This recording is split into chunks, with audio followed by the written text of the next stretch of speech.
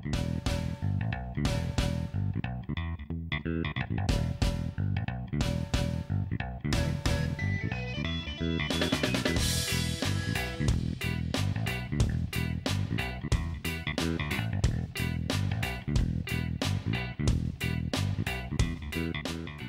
to Sweethearts or Rivals. I'm Charlotte. I'm Justin. That's Kaylee. Kaylee! And today we're going to be giving our impressions on the expansions for 5 tribes. Yep. The Artisans of Naqala.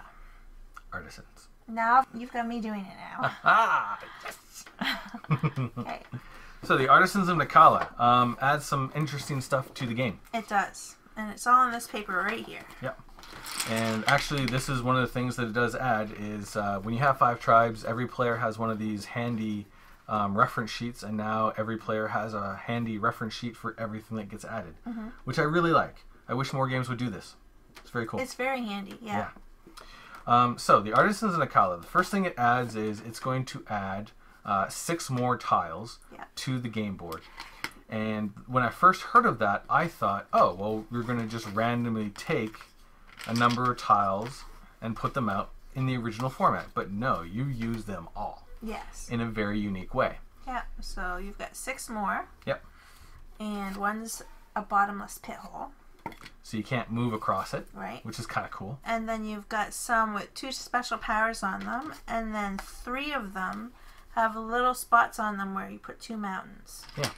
Like here, so it blocks. So that adds a unique kind of spatial puzzly because you can't move your meeples across it, and it looks really good on the board. Yep. The other thing you do is you take those 6 tiles, you add 10 random tiles from the original game to them. Then you take those and you create a 4x4 grid in the middle, and then you take all the leftover tiles from the original game, shuffle them up, and just put them around. So the new tiles are always in the middle, right? Which is kind of cool. Yep. Yep. And the new tiles also add 2 new things you can do during the game, like for when you end on them.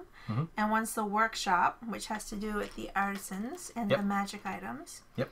And then the other one is for the market, and you can pay 4 coins to get one of any of the 9 that's showing. Yeah. So that's a nice option too. If there's something really at the end, you can pay a lot just to get that one card. Expensive, but interesting. Yeah. Yep.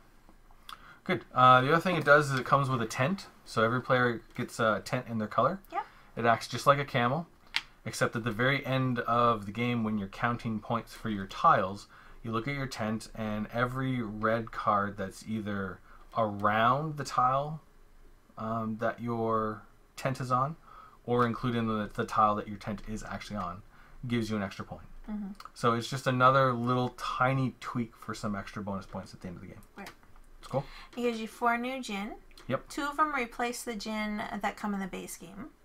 And then the other 2 give you extra points for your precious items, which are like your magic items you draw when you get your artisans, or extra points at the end of the game for your artisans. Right on. Then, of course, what it's going to give you is it's going to give you the 6th tribe of 5 tribes. Right. And the 6th tribe is the purple artisans. When you get artisans from the board, it allows you to draw a number of items out of the item bag, or in the official rules you make piles, but we just like drawing from a bag. And when you get them, you're either going to get precious items that give you points or magic items that give you one-time special effects. And the special effects are quite cool. Yeah. They're quite powerful. They are good. Yep. And then, of course, by using the workshop tiles, you can actually give up some of your artisans in order to get access to more of those magic items or precious items. Right. So the items are cool. It's neat. And that's all it does. It's not an overwhelming amount of new stuff. It's not, no. So. So this kind of isn't really a review. It's just kind of our impressions of what it added to the game. Yeah, because I believe we've played 2 or 3 times now with it. Yeah. So what do you think? What does it add to the game? Well, of course, it adds the artisans. So it gives you the extra way to get points with the magic items and the precious items. I like that the magic items gives you kind of sneaky things that you can do that kind of let you work outside the basic mechanics of the game. Yeah, they kind of break the rules a little bit. A little bit. Yeah. Everything else is kind of like, for me, the mountains and the chasm, like when they're set up on the board, I don't, of course it adds a little bit more complexity and more of a puzzle to the board. Yeah. But my brain doesn't register it as that. I don't find I have to work too hard about really maneuvering my meeples around. Yeah. I just see those as blocked and my brain just automatically recalculates or something. So I don't find it adds an over amount of complexity for that aspect of it. So I have a question about that then. So, because whenever I'm playing, I don't start off with, I want to grab these and do stuff. I never start that way. I always start, this is the tile I want to end on. How do I get to it? And then I work backwards from there. Is that what you do? Yeah. Okay. Because I find that even though the mountains and the chasm do add, you know, a little bit more, just a slight amount more trickiness of moving around the board, I don't find it overwhelming at all either. No. And I think maybe that's why. That could be why. Yeah. Yeah, because I always, this is where I want to end, and then I count like, oh, would those work? 1, 2, 3. No, there's 4 there. They don't work. Like, so. Yep. Yeah. Yeah, absolutely. Cool. Yeah. Do you think that the expansion adds any like negative stuff to the game? I do not think that. No. Neither do I. It doesn't make it overly complex or anything. I'm just making sure Kaylee's tail stays not in frame. Okay. And yeah, it doesn't add an over amount of complexity. I find that, like, see, it wasn't stale for us before. Yeah. Or it wasn't for me anyway. Yeah. No, I'm saying. So I feel like I could still play the base game and still have as much fun with it, even with the either with or without the expansion. Gotcha. Yeah. Okay. So what I see from the expansion is it adds some more variable setup, some more paths to victory, some more options.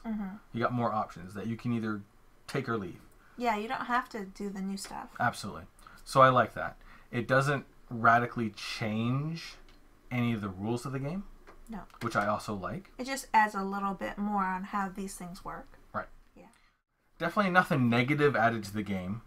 And I understand exactly what you're saying, where if you played 5 tribes over and over and over and over again and loved it that much but felt it was kind of getting stale, this could kind of add something new to refresh it. Yeah. But whereas we like 5 tribes a lot, but we don't play it over and over and over again, I don't feel like this added a ton to the game because it wasn't stale yet. Yeah, exactly. Right. Yeah. So very good expansion. I would definitely recommend it if you did play 5 tribes a lot and was looking for that refresh. Or in my case, it adds purple to the game. Yeah. In which case you need it.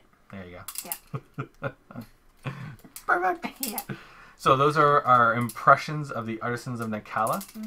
Very good expansion. Yes, I agree. Awesome. Thanks for watching. We'll see you in the next video. Laters.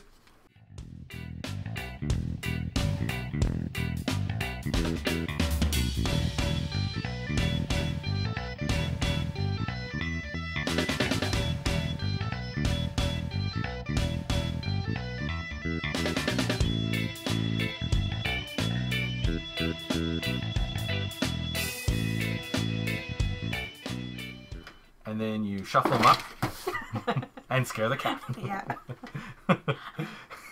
It's okay. You're okay. Poor Kales.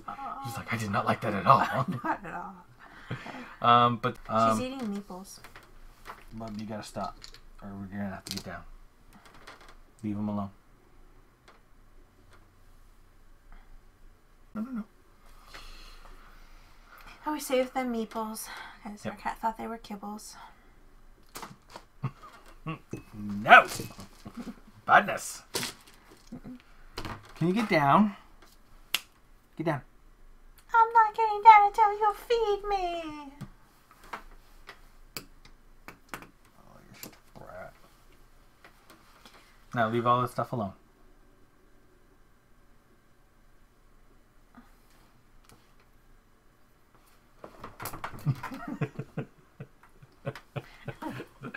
because I didn't see you throw the pen. Your eyes just went like... Now she won't bug with anything anymore. Okay.